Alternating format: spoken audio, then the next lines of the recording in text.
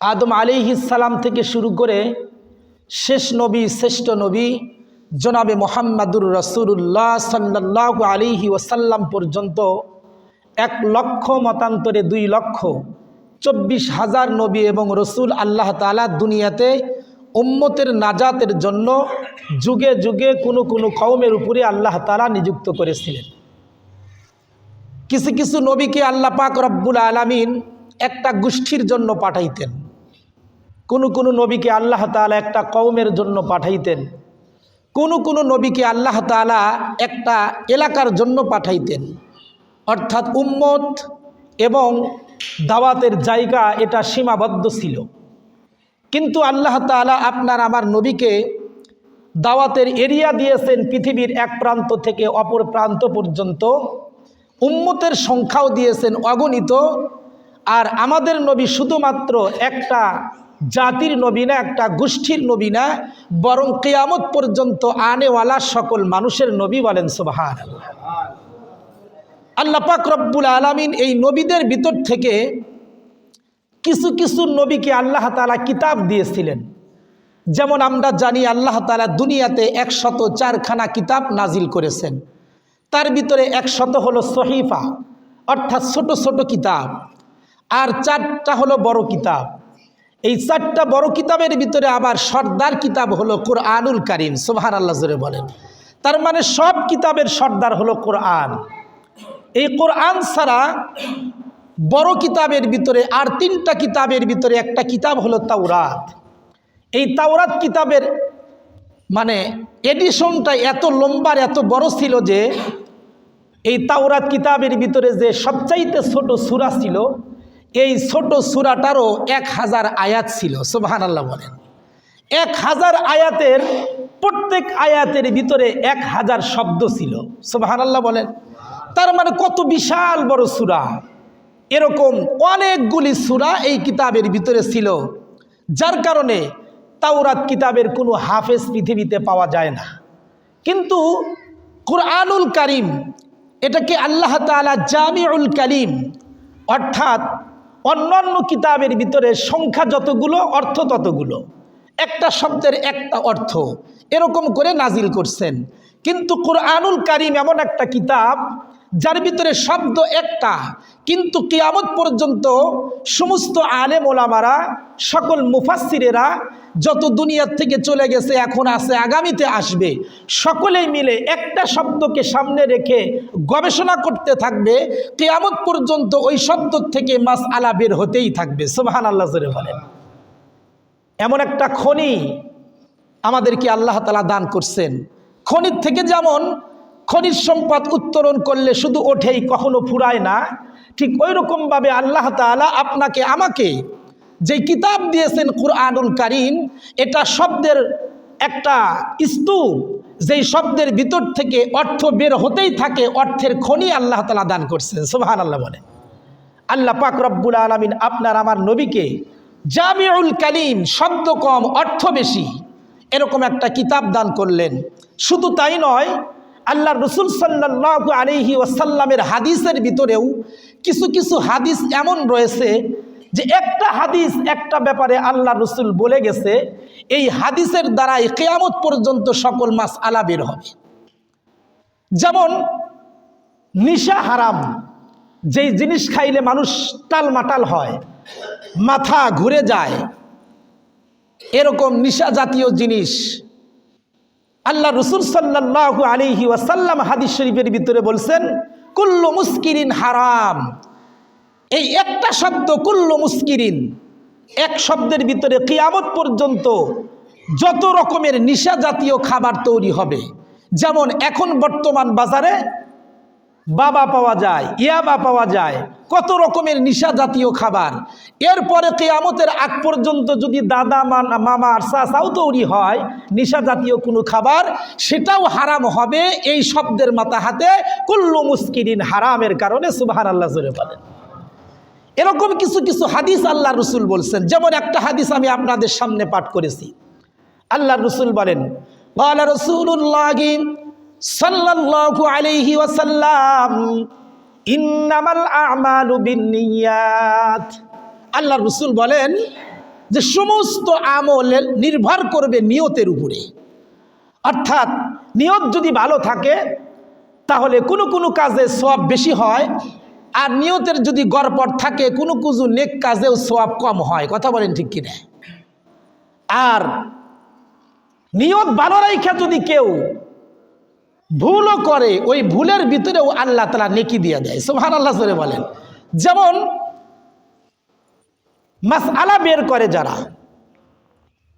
যারা গবেষণা করে, ইজতিহাদ যারা করে, মুজতাহিদ, মাসআলা নিয়ে, হাদিস নিয়ে, কোরআন নিয়ে যারা গবেষণা করে, উদ্দেশ্য হলো উম্মতকে গুনাহ থেকে বাঁচানোর জন্য। যেমন ইমামে আবু হানিফা রহমতুল্লাহি আলাইহি একজন মুজতাহিদ, ইমাম আবু ইউসুফ রহমতুল্লাহি আলাইহি একজন মুজতাহিদ, ইমাম মালিক, ইমাম শাফি, ইমাম আহমদ বিন হাম্বল রহমতুল্লাহি আলাইহি প্রমুখ এই সমস্ত ইমাম যারা ছিলেন এরা হলো জগৎ বিখ্যাত মুজতাহিদ। এরা গবেষণা করে করে কোরআন এবং হাদিস থেকে মাসআলা বের করে দিয়েছেন, উদ্দেশ্য হলো উম্মতকে গুনাহ থেকে বাঁচানোর জন্য। সুবহানাল্লাহ বলেন। এজন্য মুজতাহিদরা যারা গবেষণা করে, এই গবেষণা করতে গিয়া যদি ভুল গবেষণা করে, উদ্দেশ্য কিন্তু সৎ, কি উদ্দেশ্য? উম্মতকে গুনাহ থেকে বাঁচানোর জন্য। এই উদ্দেশ্য নিয়ে কোরআন হাদিস গবেষণা করতে গিয়া যদি ভুল একটা সমাধান বের করে, এরপরেও আল্লাহ তাআলা একটা নেকি দান করে দেয়। সুবহানাল্লাহ জোরে বলেন। সমাধানটা কিন্তু ভুল বের করছেন, ইস্তেমবাদ যেটা ছিল ভুল, কিন্তু উদ্দেশ্য ছিল, নিয়ত ছিল উম্মতকে বাঁচানোর জন্য। এই নিয়ত ভালো হওয়ার কারণে ভুল হওয়ার পরেও আল্লাহ তাআলা নেকি দান করে দেয়। সুবহানাল্লাহ। আর যদি সঠিক হয় তাহলে 2 নেকি, সঠিক হওয়ার 1 নেকি, আর উম্মতকে বাঁচানোর জন্য আর 1 নেকি। গবেষণা করছে এটার জন্য 1 নেকি। এজন্য আল্লাহ রাসূল সাল্লাল্লাহু আলাইহি ওয়াসাল্লাম বলেন, ইন্নামাল আমালু বিন্নিয়াত। নিয়ত এমন একটা জিনিস, এই নিয়তটা যদি কারো ভিতরে ভালো থাকে, সৎ থাকে, তাহলে মিথ্যা কথা বললেও নেকি হয়। সুবহানাল্লাহ জোরে বলেন। যেমন আল্লাহ রাসূল সাল্লাল্লাহু আলাইহি ওয়াসাল্লাম কিন্তু হাদিস শরীফের ভিতরে বলেন, আল কিযবু উম্মুল খতিআ, যে মিথ্যা কথা হলো সকল গুনাহের মা। অর্থাৎ মিথ্যা জঘন্যতম গুনাহ। একবার মিথ্যা কথা বললে 7000 বছর জাহান্নামের আগুনে পুড়তে হবে, নাউজুবিল্লাহ বলেন। কিন্তু 3 জায়গায় মিথ্যা কথা বলা জায়েজ আছে। আল্লাহু আকবার জোরে বলেন। কয় জায়গায় মিথ্যা কথা বলা জায়েজ আছে বলেন? 3 জায়গায়। তবে হ্যাঁ, এই যে 3 জায়গায় মিথ্যা কথা বলবেন, উদ্দেশ্য সৎ হতে হবে, নিয়ত ঠিক থাকতে হবে। 1 নাম্বার যেখানে মিথ্যা কথা বলা জায়েজ আছে, সেটা হলো একজন মুসলমান আর একজন মুসলমানের সাথে দ্বন্দ্ব, গন্ডগোল লাগছে।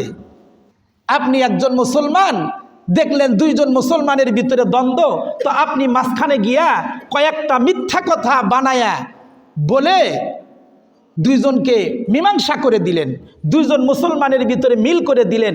এই যে একজন মুসলমান আর একজন মুসলমানের সাথে সম্পর্ক গড়ে দেওয়ার জন্য এখানে মিথ্যা কথা বলা জায়েজ আছে। সুবহানাল্লাহ জোরে বলেন। আমাদের দেশের মানুষ তো এখন যেই 2 জনের ভিতরে ভালো সম্পর্ক কিভাবে গন্ডগোল লাগাইয়া দেওয়া যায়, ওখানে মিথ্যা কথা বলে। কথা বলেন ঠিক কিনা?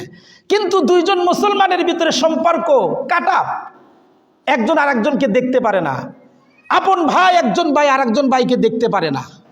কোন ইমাম সাহেব দেখলো যে 1 মায়ের পেটের 2 ভাই, আব্দুল মালেক আর আব্দুল খালেক, 2 জনই একই জায়গায় নামাজ পড়তো একই সাথে, কিন্তু একটা গন্ডগোল হওয়ার কারণে 2 জন মসজিদের 2 প্রান্তে নামাজ পড়ে। ইমাম সাহেব মাঝখানে কিছু মিথ্যা কথা বলে 2 জনের মীমাংসা করে দিল। পদ্ধতি কি? এজন্য আল্লাহ রাসূল সাল্লাল্লাহু আলাইহি ওয়াসাল্লাম কোন মুসলমানের যখন দ্বন্দ্ব হইত, তখন এটাকে মীমাংসা করার জন্য ব্যস্ত হয়ে পড়তেন। একদিন তো আল্লাহর রাসূল এক জায়গায় 2 মুসলমানের গন্ডগোল মিটানোর জন্য চলে গেলেন। তো যাওয়ার আগে বেলালকে ডাক দেয়া বলে, বেলাল, কুবার ভিতরে 2 জন মুসলমানের ঝগড়া, এই 2 মুসলমানের ঝগড়া মিটাবার জন্য আমি যাইতেছি, সময় মতো আজানটা দিয়ে দিও, আর নামাজের সময় হলে আবু বকরকে নামাজের কথা বলো। সুবহানাল্লাহ জোরে বলেন। তো আল্লাহর রাসূল কুবায় চলে গেছেন, নামাজের ওয়াক্ত হয়ে গেছে, বেলাল রাদিয়াল্লাহু তাআলা আনহু তো আজান হাঁকায়া দিছে, এবার নামাজের সময়, তো নামাজ পড়াবে কে? আবু বকর সিদ্দিক রাদিয়াল্লাহু তাআলা আনহু নামাজ পড়াবেন। সাহাবীরা তো এমন ছিল যে আল্লাহ রসুলকে যদি এক নজর না দেখতো তাহলে পাগল হয়ে যেত। আল্লাহ রসুলকে দেখার জন্য সাহাবীরা আগে আগে মসজিদে আসতো, যে আগের কাতারে যাব, আল্লাহ রসুলের চেহারাটা এক নজর দেখবো। সুবহানাল্লাহ বলে।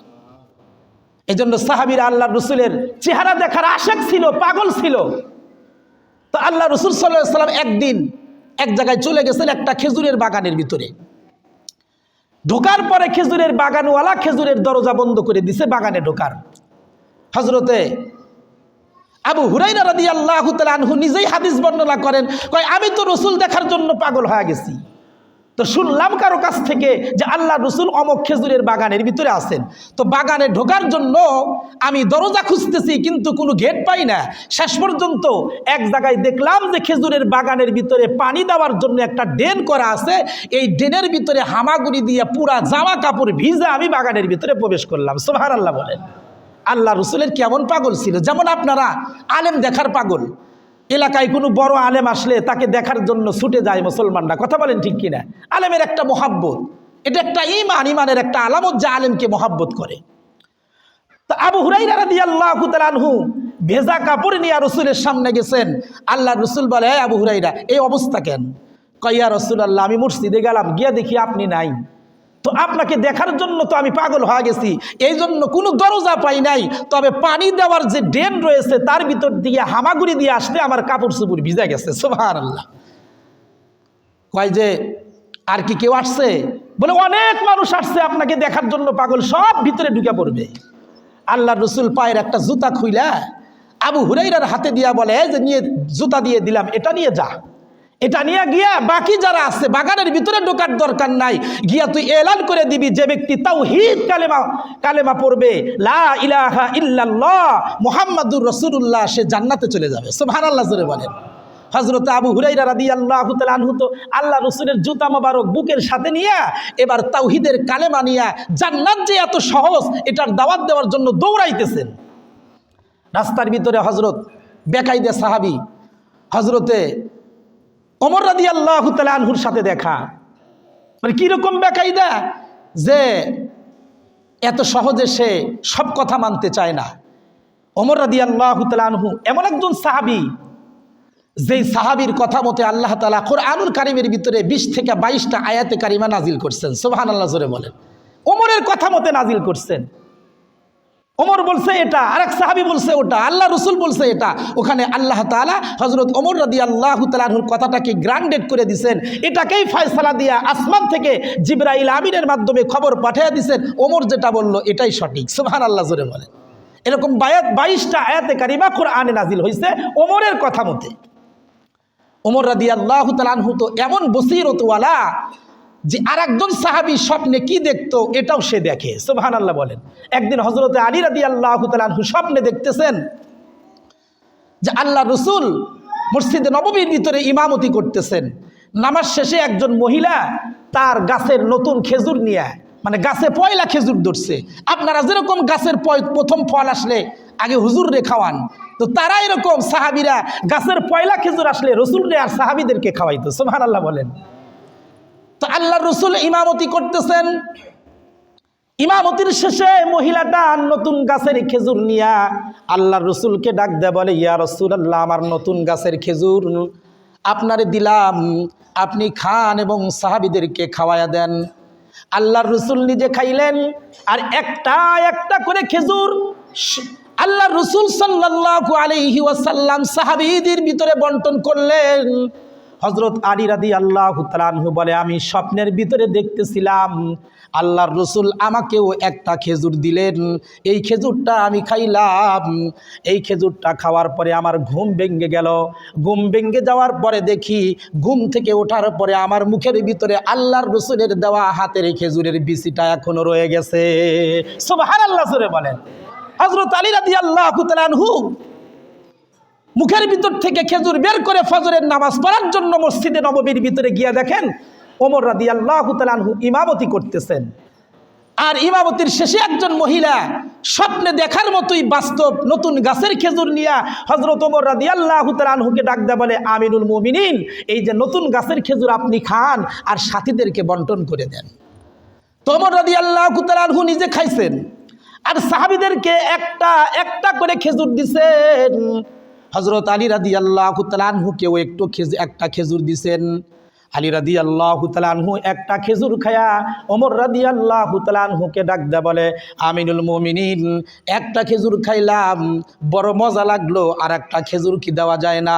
ওমর রাদিয়াল্লাহু তাআলা আনহু আলী রাদিয়াল্লাহু তাআলা আনহুকে ডাক দেয়া বলে, আলী রে, স্বপ্নের ভিতরে আল্লাহর রাসূল তোমারে খাওয়াইলো একটা, আমি তো রাসূলের বন্টনটাই করতেছি, আমি কিভাবে তোমারে দুইটা খেজুর দিতে পারি? সুবহানাল্লাহ জোরে বলেন। তার মানে হযরত আলী রাদিয়াল্লাহু তাআলা আনহু স্বপ্নের ভিতরে যেটা দেখছেন, হযরত ওমর রাদিয়াল্লাহু তাআলা আনহু ওটাই দেখছেন। সুবহানাল্লাহ জোরে বলেন। এরকম একজন বসীরতওয়ালা সাহাবী হযরত ওমর রাদিয়াল্লাহু তাআলা আনহুর সাথে দেখা হয়ে গেছে হযরত আবু হুরায়রার, যে আল্লাহ রাসূলের জুতা মোবারক নিয়ে কালেমার দাওয়াত দিচ্ছেন আর বলতেছেন, মান ক্বালা লা ইলাহা ইল্লাল্লাহ ফাদাখালাল জান্নাহ, যে ব্যক্তি পড়বে লা ইলাহা ইল্লাল্লাহ সে জান্নাতে চলে যাবে। সুবহানাল্লাহ জোরে বলেন। ওমর রাদিয়াল্লাহু তাআলা আনহু বলে, এই আবু হুরায়রা কই যাস? বলে, এই যে আমি কালেমার দাওয়াত দেওয়ার জন্য যাইতেছি, আল্লাহর নবী বলছে যে পড়বে সেই জান্নাতে যাবে। হযরত ওমর রাদিয়াল্লাহু তাআলা আনহু বলেন, যাহ, আর বলার দরকার নেই। আবু হুরায়রা রাদিয়াল্লাহু তাআলা আনহু বলে, এই যে জুতা মোবারক দেখেন, আমার কাছে দলিল আছে, আল্লাহ রাসূল আমারে পাঠাইছে, আপনি নিষেধ করার কে? এই কথা যখন বলছে, ওমর রাদিয়াল্লাহু তাআলা আপনি ঘুষি মেরে দিছে বুকের ভিতরে, এমন ঘুষি মারছে যে হযরত আবু হুরায়রা রাদিয়াল্লাহু তাআলা আনহু জমিনের ভিতরে পড়ে গেছে। এবার কাঁদতে কাঁদতে আল্লাহ রাসূলের কাছে গিয়া বলে, ইয়া রাসূলুল্লাহ, আপনি পাঠাইলেন, দলিল দিলেন, আমি কালেমার দাওয়াত দিতেছিলাম, ওমর আমারে এমন ঘুষি মারছে, আমার অবস্থা তো টাইট। আল্লাহর রাসূল বলে, ওমর রে ডাকো। ওমর রাদিয়াল্লাহু তাআলা আনহুকে ডাক দিয়ে বলে, তুমি কি জন্য মারছো? আমি তো বলছি। কয়, ইয়া রাসূলুল্লাহ, মদিনার ভিতরে কিছু মুসলমান আছে এমন, এরা সুযোগের অপেক্ষায় থাকে, এখন যদি এই কালেমার এই হাদিসটা বলা হয় তাহলে নামাজ কালাম সব বাদ দিয়ে দিবে, বলবে লা ইলাহা ইল্লাল্লাহ পড়লেই তো জান্নাত যাওয়া যায়। যেমন আমাদের সমাজের ভিতরে কিছু সুবিধাবাদী মুসলমান থাকে না, সুবিধাবাদী কিছু মুসলমান থাকে, জান্নাত মনে করে এতই সোজা। আল্লাহ রসুল বলে, ওমর তো ঠিকই করছে, মাঠটা খাইলো মাঝখান থেকে। তো ওমর রাদিয়াল্লাহু তাআলা আনহু এখানে কালেমার দাওয়াত দিতে নিষেধ করলেন, বললেন এখন যদি এই কালেমার দাওয়াত দেওয়া হয় তাহলে মদিনার কিছু মুসলমান আছে তারা নামাজকে ত্যাগ করে দিবে। হযরতে আবু হুরায়রা রাদিয়াল্লাহু তাআলা আনহু আল্লাহ রসুলের কাছে চলে গেলেন, থেমে গেলেন। তো আল্লাহ রসুলকে দেখার জন্য সাহাবীরা এত পাগল ছিল যে খেজুরের বাগানের ভিতরে চলে গেছেন। তো হযরতে রাসূল কারীম সাল্লাল্লাহু আলাইহি ওয়াসাল্লাম তো ওই যে দুই মুসলমানের ঝগড়া বিবাদ মিটানোর জন্য কই গেছে? কুবায় গেছে। এবার কুবার থেকে আসার আগে নামাজে রক্ত হয়ে গেছে। হযরত বিলাল রাদিয়াল্লাহু তাআলা আনহু আজান দিয়ে দিছেন, আর আবু বকর সিদ্দিক রাদিয়াল্লাহু তাআলা আনহু ইমামতি করার জন্য সামনে দাঁড়াইবেন। আবু বকর সিদ্দিক ওমর রাদিয়াল্লাহু তাআলা আনহুকে ডাক দিয়ে বলে, ওমর আপনি যান, নামাজটা পড়াইয়া দেন। কিন্তু ওমর রাদিয়াল্লাহু তাআলা আনহু বলে কি, না, আপনি যান, কারণ আপনার এলেম বেশি, আপনি ইমামতি করেন। সুবহানাল্লাহ জোরে বলেন। সাহাবীদের ভিতরে তাদের তো তরিকা ছিল এটা, যার এলেম বেশি সে ইমামতি করত। আর আমাদের সমাজের মানুষের নিয়ম হলো যে আপন বেশি সে ইমামতি করবে, তাই না? এজন্য 5 তাকবীরে জানাজা পড়ায়, আছে না এরকম? যে আপন বেশি সে পড়ায়। যে মাসআলা শুনে রাখেন, হযরত ওমর রাদিয়াল্লাহু তাআলা আনহু, আবু বকর সিদ্দিক, দুইজন বড় বড় সাহাবী, শুধু তাই নয়, আল্লাহ রাসূলের অসংখ্য সাহাবী যেখানে এক জায়গায় ছিল, সেখানে আবু বকর সিদ্দিক রাদিয়াল্লাহু তাআলা আনহু ইমামতি করলেন, আর বাকি সাহাবী সামনে যাওয়ার সাহস পাইলেন না, কারণ আবু বকর সিদ্দিক রাদিয়াল্লাহু তাআলা আনহুর ইলম বেশি ছিল। এজন্য ইমামতির মাসআলা হলো, কোনো মুসল্লি যদি ইমামতি করে, তার কেরাত যদি সহি শুদ্ধ না হয়, অথবা মাসআলা যদি কম জানে, তাহলে এমতো অবস্থায় যদি কোনো আলেম অথবা ইমাম যদি ওই জামাতে শরিক হয়ে যায়, তাহলে বাকি সব মুসল্লির নামাজ নষ্ট হয়ে যায়, ইমামের নামাজও নষ্ট হয়ে যায়। এখানে অধিকার হলো ইমামের ইমামতি করার। ইমাম উপস্থিত থাকা অবস্থায় একমাত্র ইমামতি করতে পারে ওই ব্যক্তি যার এলেম, যার আমল ইমামের চাইতে বেশি, তাকে যদি আবার ইমাম অনুমতি দেয়। এজন্য এই নামাজের মাসআলাও যায়, যেরকম জানাজার নামাজের মাসআলাও হুবহুব এরকম। মনে করবেন হয়তো মুখস্থ কথা বলতেছি না, আমার কাছে একটা কিতাব রয়েছে, মাসাইলে মাইয়াত, যেই কিতাবটা দেওবন্দ মাদ্রাসার থেকে সকল মানে মৃত ব্যক্তির যত মাসআলা আছে একত্র করে একটা কিতাব ছাপানো হয়েছে। ওর ভিতরে লেখা আছে যে একজন ব্যক্তি মৃত্যুবরণ করলে সর্বোচ্চ জানাজার হকদার হলো সরকার। এখন আমাদের দেশের সরকার তো জানাজা নামাজ তো পড়াইতে পারবে না, এজন্য তারপরে অধিকার হলো নায়েব, অর্থাৎ সরকারের পক্ষ থেকে যে দায়িত্বপ্রাপ্ত, তার পরিবর্তে সেও যদি না পারে তাহলে এলাকার কাজী যে বিচারক যে সে পড়াবে, সরকারি পক্ষ থেকে যে বিচারক হাকিম, সেও যদি না পারে, আমাদের দেশের যে অবস্থা এই তিনজনের একজনও পারবে না। কথা বলেন ঠিক কিনা? কিন্তু এরপরে সবচাইতে বড় হকদার হলো ইমাম, এর উপর দিয়ে আর কেউ নাই। যেহেতু এই তিনজনের একজনও বর্তমান সমাজে আমাদের দেশে পারবে না, এজন্য প্রথম হকদার হলো ইমাম। কারণ ইমামের পিছনে নামাজ পড়ছে, ইমামটা হলো মহল্লার ইমাম, সেই জানাজা পড়ানোর উপযুক্ত। এখন ইমাম যদি জানাজার নামাজে উপস্থিত না থাকে তাহলে তো মুসল্লিদের চুলকানি শুরু হয়, এই ইমাম গেল কই, এত টাকা দিয়ে বেতন দিয়ে রাখছি, ইমাম কেন জানাজায় উপস্থিত হলো না, এমন টাইমে জানাজা সে কি জানে না, বিভিন্ন রকমের কথা। কিন্তু ইমাম উপস্থিত রয়েছে, এমতো অবস্থায় ইমামকে পিছনে রেখে জানাজার নামাজ অলিদের ভিতরে অর্থাৎ মৃত ব্যক্তির আপন জনের ভিতরে ওই ব্যক্তি পড়াইতে পারবে যার এলেম, যার আমল ইমামের চাইতে বেশি। শুধু আপন হলে চলবে না, আপন হওয়ার সাথে সাথে ইমামের চাইতে এলেম এবং আমল বেশি হতে হবে। এরপরেও ইমামের অনুমতি লাগবে, তারপরে সে জানাজার নামাজ পড়াইতে পারবে। এখন শুধু আপন যদি হয় যে জীবনে নামাজ পড়ালে একুক্ত, টাকনুন নিচে পায়জামা, এরপরে আবার দাড়ি কাটা, হাদিস শরীফে মাসআলা হলো যে ইমাম সাহেব দাড়ি কাটে আর ছাটে তার পিছনে নামাজ পড়া ফাসেকি, অর্থাৎ সেই ইমামতি করার উপযুক্ত রাখে না। একজন হাফেজ যদি দাড়ি কাটে আর তারাবির নামাজের সময় যদি তাকে ইন্টারভিউ নিয়ে কণ্ঠ সুন্দর ইয়াত আছে ভালো তারাবির নামাজের ইমাম বানায় দিলেন, মাসআলা হলো তার পিছনে নামাজ জায়েজ হবে না, কারণ সে ফাসিক। এজন্য ইমামতি করা অত সহজ নয়। এজন্য জানাজার নামাজের ইমামতি করার উপযুক্ত হলো আপনার মহল্লার ইমাম, যারা নিয়মিত জানাজার নামাজ পড়ায়, এদেরই তো ভুল কম হওয়ার সম্ভাবনা। কথা বলেন ঠিক কিনা? আল্লাহ তাআলা আমাদের এই মাসআলাটা বোঝার পাশাপাশি আমল করারও তৌফিক দান করুন, সকলে বলেন আমিন। তো হযরত আবু বকর সিদ্দিক রাদিয়াল্লাহু তাআলা আনহু ওমরকে ডাক দেয়া বলে, আপনি নামাজ পড়াইয়া দেন। ওমর বলে, না, আপনার ইলম বেশি, আপনি পড়ান। সুবহানাল্লাহ বলেন। আবু বকর সিদ্দিক রাদিয়াল্লাহু তাআলা আনহু ইমামতি করতেছেন। ইমামতি করার সময় কোরআন তেলাওয়াতের এত মজা পাইছেন যে কেরাতটা লম্বা করছেন। ইতিমধ্যে আল্লাহ রাসূল সাল্লাল্লাহু আলাইহি ওয়াসাল্লাম মসজিদে উপস্থিত হয়ে গেছেন, অর্থাৎ কুবাই যে দুই মুসলমানের ঝগড়া ফাসাদ ছিল, এই দুই মুসলমানের ঝগড়া মিটায়া আল্লাহ রাসূল মসজিদে উপস্থিত হয়ে গেছেন। আবু বকর নামাজ পড়াইতেছেন। তা আল্লাহ রসুল যখন উপস্থিত হয়ে গেছেন, ওই যুগে নামাজের ভিতরে অল্প অল্প কথা বলা জায়েজ ছিল, এদিক সেদিক তাকানো জায়েজ ছিল। তো সাহাবীরা পিছনের দিকে তাকায়া দেখে আল্লাহর নবী আসছে। তা আবু বকরকে ডাক দেয়া বলে, আবু বকর নামাজ ছেড়ে দাও, আল্লাহর নবী আসছে, তিনি ইমামতি করবে, তার পিছনে নামাজ পড়বো। সুবহানাল্লাহ জোরে বলেন। তা আবু বকর কেরাতের ভিতরে এত মজা পাইছেন তেলাওয়াতের ভিতরে যে তিনি এটা আর শোনেন নাই, এজন্য সাহাবীরা পিছন থেকে আওয়াজ করা শুরু করছে এরকম। শেষ পর্যন্ত আবু বকর সিদ্দিক রাদিয়াল্লাহু তাআলা আনহু পিছন দিকে একটু তাকাইছেন, তাকায়া দেখে আল্লাহর নবী আসছে। তো নামাজ ছেড়ে দিয়ে নবীকে বলে, ইয়া রাসূলুল্লাহ, আপনি ইমামতি করেন। আল্লাহ রাসূল বলে, আপনি করেন না? বলে, না, আপনি আমাকে বলছেন, এতটুকুই সন্তুষ্ট, আমার পড়ানোর দরকার নাই, আপনি সামনে যান। তো আল্লাহ রাসূল নামাজ পড়াইয়া দিছেন।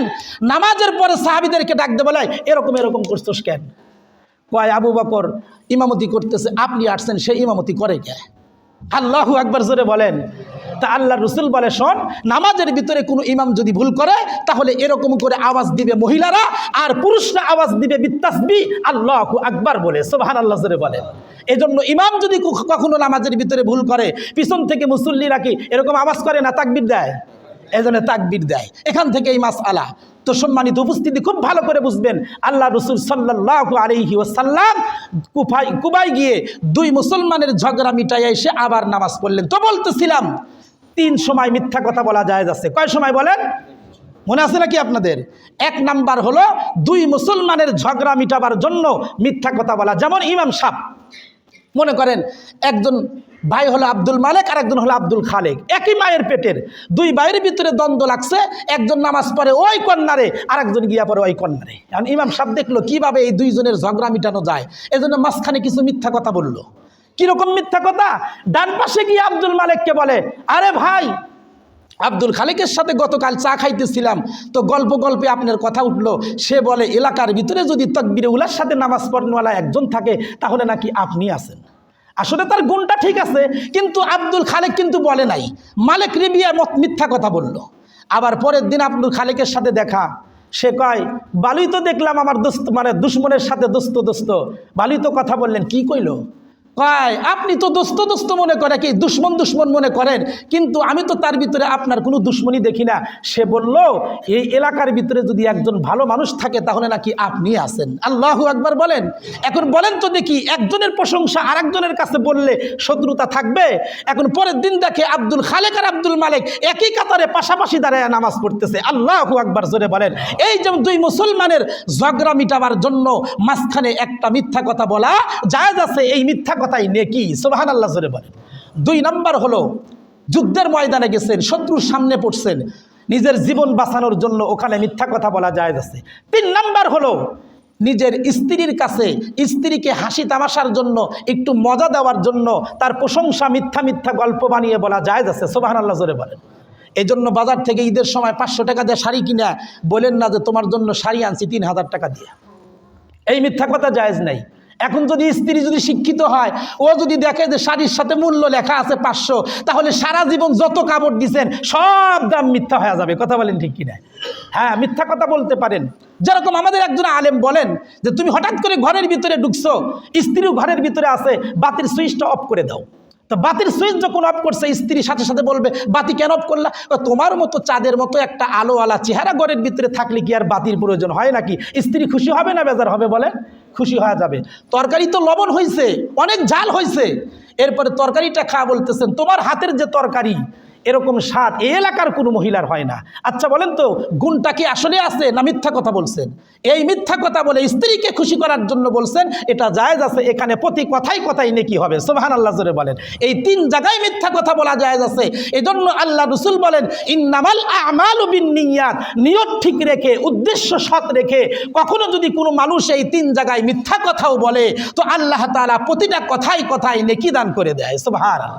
আল্লাহ তাআলা আমাদের সবাইকে শুরু থেকে পর্যন্ত যে কয়েকটি কথা আমি আপনাদের সামনে বলেছি, যদি ভুল বলে থাকি মাফ করবেন, কেউ মনে কষ্ট পাইলে মেহেরবানি করে ক্ষমা করে দিবেন। আর বাকি কথার উপরে আল্লাহ তাআলা আমাদের সবাইকে আমল করার তৌফিক দান করেন। সকলে বলেন আমিন।